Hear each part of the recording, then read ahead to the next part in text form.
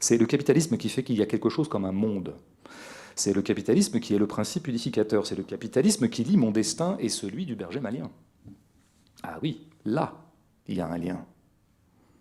Alors, je sais qu'ici, dans cette salle, je ne prêche que les convertis.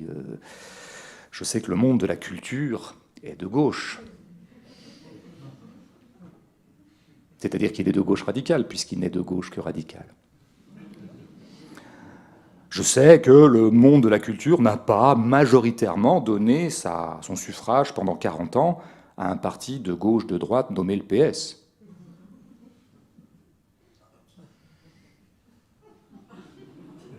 Je sais que le monde du théâtre n'a pas voté Emmanuel Macron, le candidat du Capital, dès le premier tour en 2017.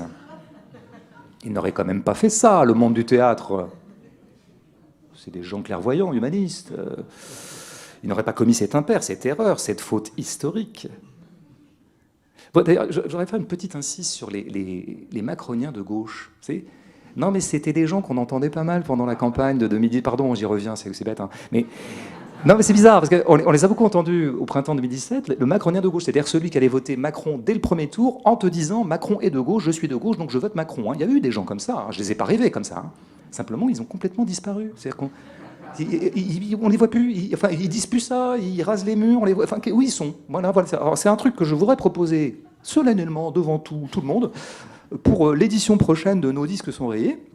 C'est que chacun dans cette salle, vous aurez un nom, hein, trouverait un macronien de gauche disparu, ce qui fera donc à peu près 600 macroniens de gauche. Et donc l'an prochain, ici même ou peut-être dans une salle plus grande, on les mettra tous sur scène et on fera ce qu'on appelle une autocritique.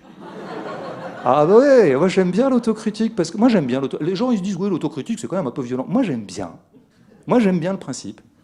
Parce que quand même, tu peux pas dire n'importe quoi tout le temps, vieux. Donc il y a quand même un moment, il va falloir que tu rendes des comptes. Donc bon, à mon avis, anticipant, je pense qu'on aurait deux schémas. Il y aurait ceux qui diraient désolé, c'est vrai, je pensais être de gauche et j'adorais Macron. Or, je vois bien maintenant que Macron est de droite, assez même dur. Bon, donc en fait, je suis de droite, pardon. Voilà, autocritique, nickel, quoi, super, ok, cool, mec, cool. Et il y aurait une deuxième catégorie plus improbable, c'est le type, alors c'est l'inverse, ou presque l'inverse, c'est le type désolé, je suis de gauche.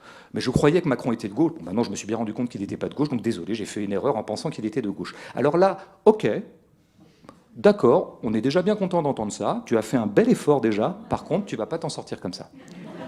Non, il va vraiment falloir que tu travailles sur toi pour quand même te demander en profondeur, faire un travail analytique, hein, j'ai envie de dire, pour dire quelle brume dans ton cerveau, quel brouillard accumulé dans ton cerveau depuis 40 ans t'a pu te faire croire une seule seconde qu'Emmanuel Macron était de gauche.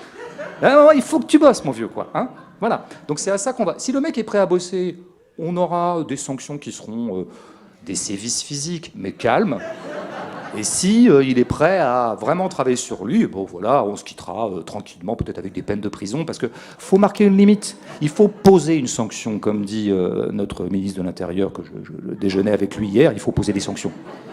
Il faut poser des sanctions. Bon, donc voilà. Donc on aura fini ce petit travail. Pardon pour l'incise.